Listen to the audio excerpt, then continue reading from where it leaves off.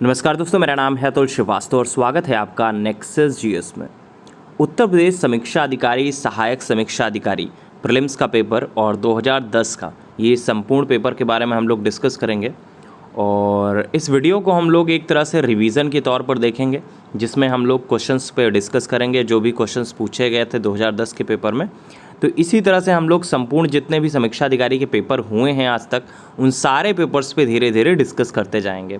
ठीक है, तो आज जो टर्न है वो आपका 2010 के पेपर के बारे में टर्न है। अब इसमें क्या महत्वपूर्ण होगा उसके बारे में बात कर लेते हैं। तो इस वीडियो में हम लोग डिस्कस करेंगे उन प्रश्नों पर जो आज के एग्जामिनेशन के लिए भी रिलेवेंट हैं, जो आज भी पूछे जा सकते हैं। बहुत सारा डाटा तो उस वक्त के लिए इम्पोर्टेंट था, लेकिन आज के लिए महत्वपूर्ण नहीं है। लेकिन कुछ डाटा ऐसा होता है जो हमेशा के लिए महत्वपूर्ण होता है, जैसे इतिहास से रिलेटेड है, आपका बोल सकते हैं मॉडर्न हिस्ट्री से रिलेटेड है, ज्योग्राफी के कुछ क्वेश्चंस हैं जो महत्वपूर्ण हो सकते हैं। तो उन प्रश्नों पर हम लोग डिस्कस करेंगे जो एग्जामिनेशन के लिए रिलेवेंट है आज भी। चलिए, तो शुरुआत करेंगे अघन्या से। ये सिर्फ रिवीजन पर्पस के लिए है। जितना ज़्यादा आप इस वीडियो को देखेंगे उतना ज़्यादा आपको बैक ईयर्स पेपर्स जो है वो तैयार हो जाएंगे। एग्जामिनेशन क्लियर करने के लिए सिर्फ आपको दो तरीके होते हैं। एक तो आपको बैक ईयर्स पेपर्स पता होने चाहिए, और दूसरा अब अपडेशन के साथ क्या आपके एग्जामिनेशन में पूछा जा सकता है। तो आपका जो बैक ईयर पेपर्स है वो आपको फ्री में यूट्यूब पर कराया ही जा रहा है। इसके अलावा नेक्सस जीएस की तरफ से हमेशा आपको अपडेशन के साथ डाटा प्रोवाइड किया जाता है, और वो आप हमारी क्लास को ज्वाइन करके कर सकते हैं। ठीक है, अगर आपने हमारा टेलीग्राम चैनल नहीं ज्वाइन किया है तो टेलीग्राम चैनल का लिंक जो है वो आपका यही दिया हुआ है, सामने आपके स्क्रीन पर चल रहा है, nexus GS bye Atul sir. इसको आप ज्वाइन कर सकते हैं। अदरवाइज़ आप हमारे व्हाट्सअप नंबर 7080540001 या 6390540001 इन दोनों नंबर पर कॉन्टैक्ट कर सकते हैं। आपको क्लास रिलेटेड भी जानकारियाँ मिल जाएंगी। चलिए शुरुआत कर देते हैं। तो पहला क्वेश्चन आता है अघन्या से रिलेटेड। ऋग्वेद में अघन्या का जो प्रयोग हुआ था वो गायों के लिए किया गया था। वराह अवतार के बारे में बात करो तो विष्णु जी के वराह अवतार को समुद्र से पृथ्वी का उद्धार करते हुए दिखाया गया है। और गुप्त काल की कई मूर्तियां जो हैं विष्णु के इस रूप में दिखाई गई हैं। पूछा जाता है विष्णु के किस अवतार को समुद्र से पृथ्वी का उद्धार करते हुए अंकित किया गया है, तो वराह अवतार को किया गया है।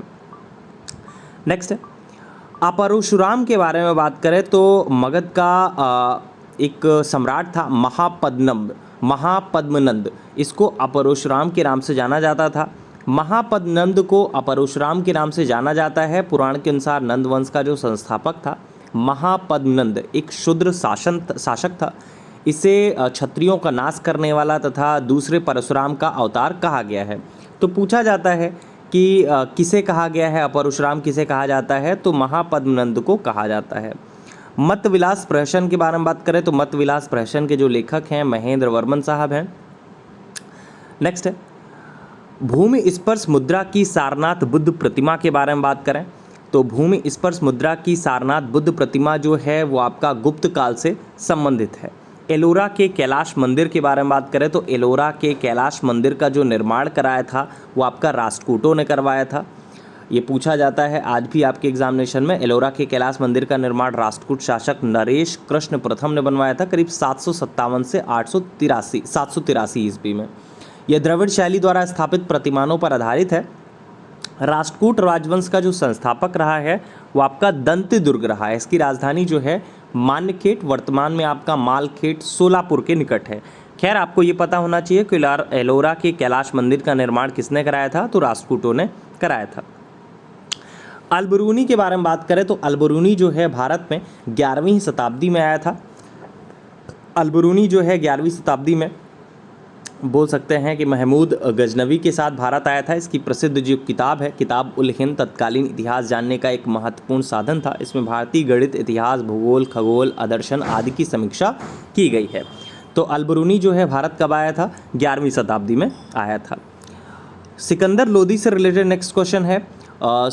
सिकंदर लोदी वह सुल्तान था जिसने अन्य के ऊपर कर को समाप्त करने के लिए इसको जाना जाता है। नेक्स्ट है नामदेव के बारे में बात करें तो भक्ति आंदोलन के नायकों में नामदेव जो था वो इस्लाम से सर्वाधिक प्रभावित था। नामदेव का जो जन्म है करीब 1269 में हुआ था और एक दर्जी परिवार से रिलेटेड था। बरकरी संप्रदाय के रूप में प्रसिद्ध विचारधारा की गौरवशाली परंपरा की स्थापना में इनकी प्रमुख भूमिका रही है और ये भारत के प्रसिद्ध संत भी रहे हैं। इनके समय में नाथ और महानुभाव पंतों का बोल सकते हैं कि महाराष्ट्र में प्रचार हुआ था। नेक्स्ट पॉइंट है राणा सांगा के बारे में बात करें। राणा सांगा से रिलेटेड भी क्वेश्चन पूछा गया था उसमें खानवा के युद्ध के बारे में। तो बाबर को भारत पर आक्रमण करने का जो निमंत्रण है पंजाब के शासक दौलत खां लोधी और मेवाड़ के शासक राणा सांगा ने दिया था। खानवा का जो युद्ध है वर्ष 1527 में राणा सांगा और बाबर के बीच में हुआ था, जिसमें बाबर जो है विजयी हुआ। खानवा युद्ध में विजय के बाद आपका बाबर ने गाजी की उपाधि धारण की थी। खैर पूछा जाता है कि राणा सांगा ने निम्नलिखित में से किस युद्ध में बाबर के विरुद्ध लड़ाई की थी। तो खानवा के युद्ध में लड़ाई की थी। खानवा के युद्ध कब हुआ था? 1527 में हुआ था। नेक्स्ट है पुरंदर की संधि के बारे में बात करें तो शिवाजी ने पुरंदर की संधि मतलब ये 1665 में हुआ था। ये मुगल सेनानायक जयसिंह के साथ हस्ताक्षरित की थी। तो शिवाजी ने पुरंदर की संधि किस मुगल सेनानायक के साथ हस्ताक्षरित की थी? तो जयसिंह के साथ हस्ताक्षरित की थी। नेक्स्ट है गुलामी के अधिकार पत्र के बारे में बात करें तो जवाहरलाल नेहरू साहब ने भारत सरकार अधिनियम 1935 को गुलामी का अधिकार पत्र कहा है। नेक्स्ट है 1885 के बारे में बात करें तो एलन ऑक्टियन ह्यूम A.O. ह्यूम ने 1884 में भारतीय राष्ट्रीय संघ की स्थापना की, जिसका जो प्रथम अधिवेशन है 28 दिसंबर 1885 को मुंबई में आयोजित हुआ गोकुलदास तेजपाल संस्कृत विद्यालय में। इसी अधिवेशन में दादा भाई नौरोजी के सुझाव पर भारतीय राष्ट्रीय संघ का नाम बदल दिया गया और भारतीय राष्ट्रीय कांग्रेस रख दिया गया। भारतीय राष्ट्रीय कांग्रेस का जो महासचिव था एलन ऑक्टियन ह्यूम तथा प्रथम अध्यक्ष जो थे व्योमेश चंद्र बनर्जी थे। इससे रिलेटेड काफ़ी क्वेश्चन पूछे जाते हैं कि भारतीय राष्ट्रीय कांग्रेस के पहले अध्यक्ष कौन थे, पहले महासचिव कौन थे और कब इस्टेब्लिशमेंट किया गया, कहाँ पे इस्टेब्लिशमेंट किया गया। बहुत सारे क्वेश्चन पूछे जाते हैं। फिलहाल 2010 के पेपर में सिर्फ पूछा गया है भारतीय राष्ट्रीय कांग्रेस का 1885 में महासचिव कौन था। तो A.O. ह्यूम इसके महासचिव थे। नेक्स्ट है अभिनव भारत, ये वी.डी. सावरकर द्वारा स्थापित गुप्त संगठन था, 1904 में गठित हुआ था। डेक्कन एजुकेशन सोसाइटी के बारे में बात करें तो डेक्कन एजुकेशन सोसाइटी की स्थापना में जस्टिस रनाडे जो है वो संबंधित रहे हैं। भारतीय ब्रह्म समाज के बारे में बात करें तो भारतीय ब्रह्म समाज की स्थापना जो की थी वो आपका केशव चंद्र सेन ने की थी। नेक्स्ट है भारत छोड़ो आंदोलन के बारे में बात करें तो भारत छोड़ो आंदोलन जो है 1942 में हुआ था, 1942 में हुआ था भारत छोड़ो आंदोलन और इससे अरुणा आसफ अली जो है वो जुड़ी हुई थी। 14 जुलाई 1942 की बात है, वर्धा में आयोजित कांग्रेस कार्य समिति की बैठक में भारत छोड़ो आंदोलन का एक प्रस्ताव पारित किया गया। 7 अगस्त 1942 को बम्बई के ऐतिहासिक ग्वालियर टैंक मैदान में अखिल भारतीय कांग्रेस कमेटी की वार्षिक बैठक हुई। बैठक में वर्धा प्रस्ताव की पुष्टि कर दी गई। भारत छोड़ो आंदोलन को अगस्त क्रांति के नाम से भी जाना जाता है। पूछा जाता है कि अगस्त क्रांति के नाम से किसे जाना जाता है, तो भारत छोड़ो आंदोलन को जाना जाता है। भारत छोड़ो आंदोलन से अरुणा आसफ अली जो है वो जुड़ी थी। नेक्स्ट पॉइंट है मेरठ के अधिवेशन के बारे में बात करें तो भारतीय राष्ट्रीय कांग्रेस का 54वां अधिवेशन था, नवंबर 1946 में मेरठ में संपन्न हुआ। इसकी जो अध्यक्षता की थी आचार्य JB कृपलानी साहब ने की थी। नेक्स्ट पॉइंट है आर्द्र जलवायु के बारे में बात करें तो आर्द्र जलवायु का जो अनुभव होता है वो आपका कोच्चि और तेजपुर में होता है। कोचीन और तेजपुर में अधिक आर्द्र जलवायु का अनुभव किया जाता है क्योंकि यहाँ पे वर्षा जो है वो अधिक होती है। इंडियन ब्यूरो ऑफ माइंस, ये आज भी पूछा जाता है। इंडियन ब्यूरो ऑफ माइंस का जो मुख्यालय है नागपुर में स्थित है। कुछ ताप विद्युत संयंत्र हैं जैसे उकाई गुजरात में है, पतरातू झारखंड में है, पेंच MP में है, डाबकोल जो है वो आपका महाराष्ट्र में है। कुछ केंद्र हैं उद्योगों के बारे में बात करें जैसे काकीनाडा जो है वो जूट के लिए फेमस है, विरुद्धनगर सूती वस्त्र के लिए, चटनापटना जो है रेशम के लिए, भदोही जो है वो कालीन के लिए है। भदोही आपका उत्तर प्रदेश में स्थित है, तो भदोही जो है वो कालीन के लिए फेमस है। नेक्स्ट है कुछ तेल शोधनशाला के बारे में बात करें जैसे कोयली जो है गुजरात में है, बहुत ज़्यादा पूछा जाता है तेल शोधनशाला में। नेक्स्ट है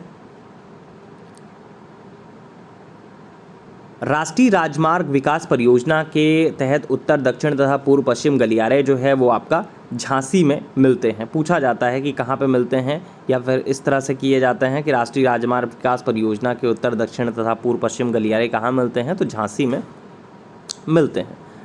नेक्स्ट है, अफ्रीका में सर्वाधिक तांबा उत्पादक देश के बारे में बात करें तो जाम्बिया जो है वहाँ पे सर्वाधिक तांबा उत्पादक देश है। नेक्स्ट है, अब फिलहाल विश्व में सर्वाधिक जो तांबा उत्पादक देश वर्तमान में है वो आपका चिली है।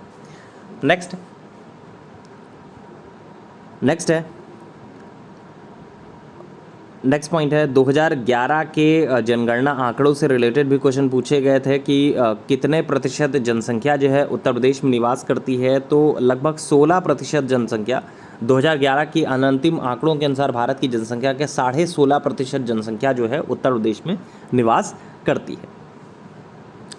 नेक्स्ट है, उत्तर प्रदेश भारत का जनघनत्व के बारे में क्वेश्चन पूछा गया था, तो भारत का जनघनत्व जो है वो 382 है। और इसके अलावा अगर बात किया जाए तो मिज़ोरम का 52 है, मेघालय का 132 है, नागालैंड का 119 है, मणिपुर का 115 है। नेक्स्ट है, जनसंख्या दिवस ये मनाया जाता है 11 जुलाई को।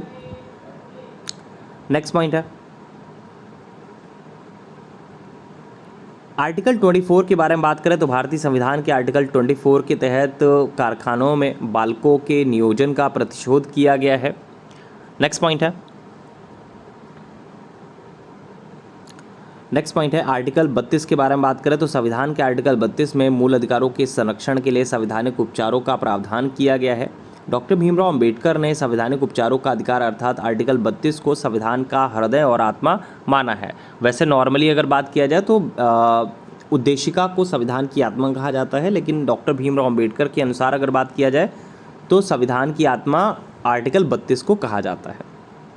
सूचना के अधिकार के बारे में बात करें तो सूचना का अधिकार जो है आपका एक विधिक अधिकार है। नेक्स्ट है, समता के अधिकार के बारे में बात करें तो समता के अधिकार को द्वितीय पीढ़ी का मानवाधिकार समझा जाता है।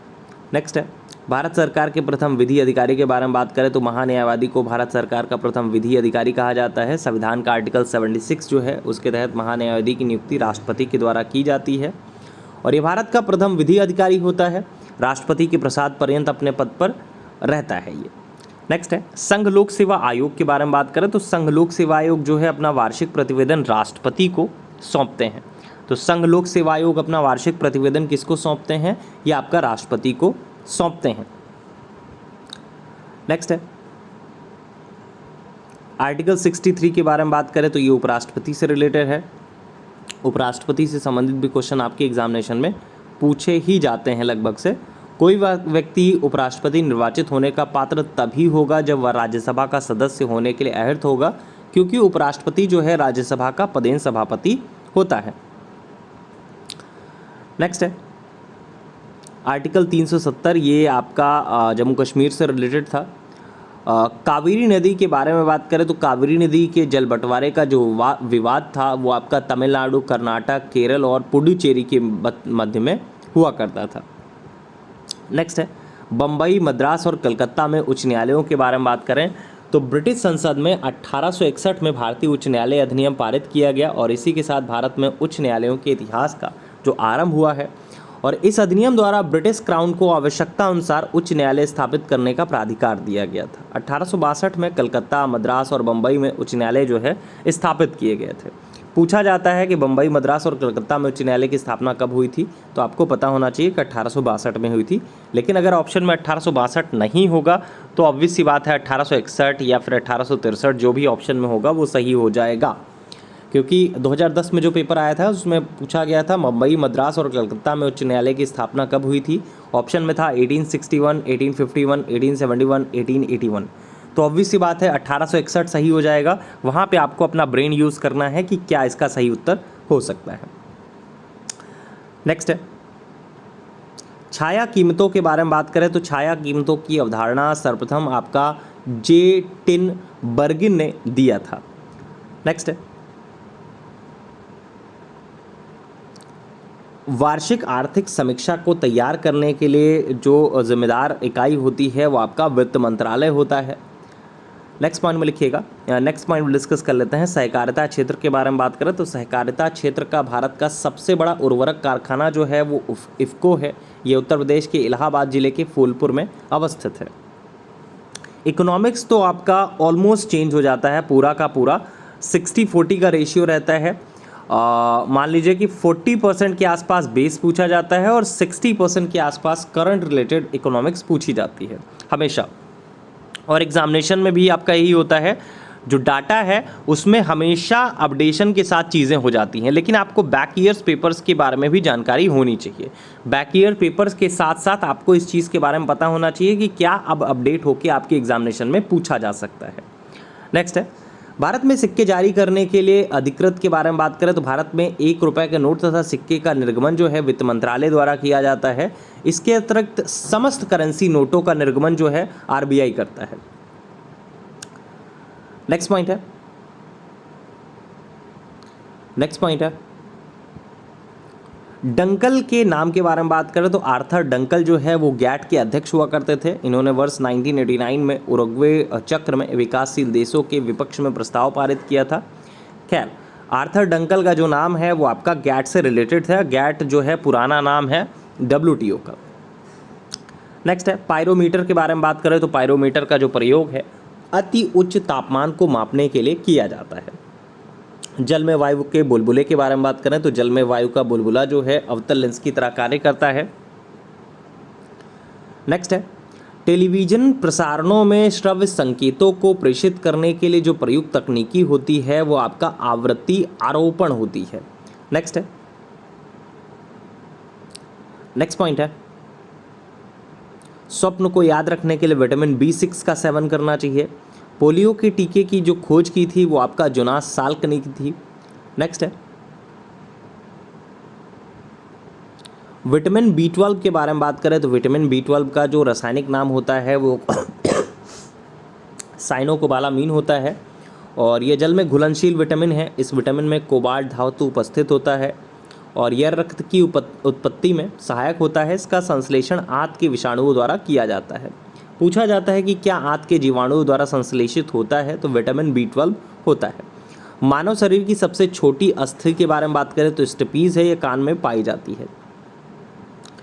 नेक्स्ट पॉइंट है, कृषि पारिस्थितिकी क्षेत्रों के बारे में बात करें तो भारतीय कृषि अनुसंधान परिषद की रिपोर्ट के अनुसार भारत में कृषि पारिस्थितिकी क्षेत्रों की जो संख्या है वो आपका 20 है। नेक्स्ट है, central arid zone research institute आज भी एग्जामिनेशन में पूछा जाता है, नीरी, नागपुर, कजरी, जोधपुर। तो central arid zone research institute जो है वो कजरी है, इसका जो मुख्यालय है जोधपुर में है। और एक नीरी बहुत पूछा जाता है, नीरी जो है वो नागपुर में स्थित है। नेक्स्ट है, चाय में आपका मार्फिन नहीं पाया जाता। नेक्स्ट है, मसालों के बागान के बारे में बात करें तो मसालों का बागान जो है वो केरला को कहा जाता है। नेक्स्ट है, नील हरित शैवाल में धान की फसल की पैदावार बढ़ाने के लिए जैव उर्वरक के रूप में प्रयोग में लाया जाता है। नील हरित शैवाल जो है धान की फसल की पैदावार बढ़ाने के लिए एक जैव उर्वरक के रूप में प्रयोग में लाया जाता है। करंज के बारे में बात करें तो हरित ईंधन का स्रोत है। करंज हरित ईंधन का स्रोत है। इसके अतिरिक्त इसमें औषधि गुण भी पाया जाता है, जैसे गंजेपन की समस्या, आँखों दांतों के रोग, कुष्ठ रोग, पेट की बीमारी, बवासीर आदि जैसे रोगों में करंज से लाभ मिलता है। नेक्स्ट पॉइंट है, डीएनए टेस्टिंग के बारे में बात करें तो किसी बच्चे की पैतृकता स्थापित करने के लिए डीएनए अंगुली छापन तकनीकी जो है वो उपयोग में लाया जाता है। नेक्स्ट है, लाइकेन के बारे में बात करें तो लाइकेन जो है वायु प्रदूषण के अच्छे संसूचक माने जाते हैं। लाइकेन जो होते हैं वो वायु प्रदूषण के अच्छे संसूचक माने जाते हैं। नेक्स्ट है,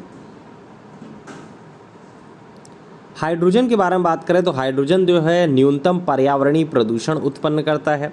आलू निर्यात जोन के बारे में बात करें तो उत्तर प्रदेश में आलू निर्यात जोन जो है वो आपका आगरा में स्थापित है। नेक्स्ट है, कथक के बारे में बात करें तो ये उत्तर प्रदेश की विशिष्ट नृत्य शैली है कथक। और वहीं पर अगर हम लोग भरतनाट्यम के बारे में बात करें तो तमिलनाडु की है, ओडिसी जो है उड़ीसा की है, कुचिपुड़ी जो है वो आपका आंध्र प्रदेश की है। नेक्स्ट है, कौशाम्बी के बारे में बात करें तो उत्तर प्रदेश में जैन और बौद्ध दोनों धर्मों का प्रसिद्ध तीर्थ स्थल कौशाम्बी है। आप लोगों को पता है कि अब इस समय आपका जो एग्ज़ामिनेशन है उसमें यूपी स्पेशल बहुत ज़्यादा पूछा जाता है, उत्तर प्रदेश विशेष से संबंधित बहुत सारी चीज़ें पूछी जाती हैं जो आपके एग्ज़ामिनेशन के लिए रिलेवेंट हैं। और जब से आपका पेपर नंबर 5 और 6 इंक्रीज़ हुआ है यूपी पीसीएस में, तो वहाँ से आपका यूपी स्पेशल अब उत्तर प्रदेश के विशेष के क्षेत्र में ज़रूर पूछा जाएगा। नेक्स्ट है ढोला लोकप्रिय लोकगीत जो है वो आपका आगरा और मेरठ में लोकप्रिय है। नेक्स्ट है उत्तर प्रदेश के सबसे पुराने विश्वविद्यालय के बारे में बात करें तो उत्तर प्रदेश का सबसे पुराना विश्वविद्यालय जो है इलाहाबाद विश्वविद्यालय है। अगर पूछा जाए यहीं पे उत्तर प्रदेश का सबसे पुराना केंद्रीय विश्वविद्यालय कौन है, तो उत्तर प्रदेश का सबसे पुराना केंद्रीय विश्वविद्यालय जो है वो आपका बीएचयू है। इसकी स्थापना हुई थी 1916 में। अलग अलग क्वेश्चन पूछे जाते हैं। एक तो क्वेश्चन पूछा जाता है उत्तर प्रदेश का सबसे पुराना विश्वविद्यालय कौन है, तो इलाहाबाद यूनिवर्सिटी है। उत्तर प्रदेश का सबसे पुराना केंद्रीय विश्वविद्यालय कौन सा है, तो ये आपका बीएचयू है। नेक्स्ट है नेक्स्ट पॉइंट है कुछ अपैरल पार्क हैं कौन से ज़िले में हैं उनके बारे में बात करें। जैसे अपैरल पार्क जो है वो कानपुर में है, बायोटेक्नोलॉजी पार्क लखनऊ में है, एग्रो प्रोसेसिंग जोन सहारनपुर में है, लेदर टेक्नोलॉजी पार्क जो है वो आपका उन्नाव में है। कुछ ऐतिहासिक इमारतें हैं जैसे 84 गुंबद जालौन में है, जामा मस्जिद मुरादाबाद में है, बौद्ध स्तूप कुशीनगर में है। कामतगिरी पर्वत के बारे में बात करें तो ये आपका चित्रकूट में स्थित है।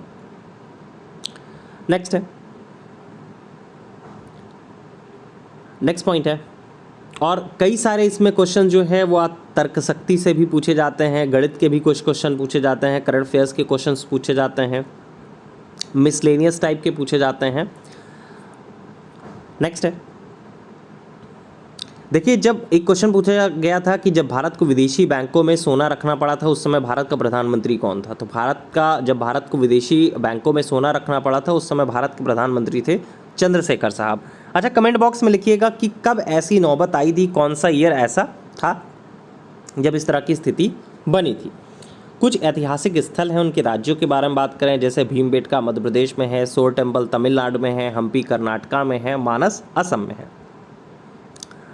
तो ये रहा आपका 2010 समीक्षा अधिकारी प्रीलिम्स का पेपर और जितने भी रिलेवेंट क्वेश्चंस अभी भी आपके एग्जामिनेशन में पूछे जा सकते हैं उनके बारे में हम लोगों ने डिस्कस कर लिया है।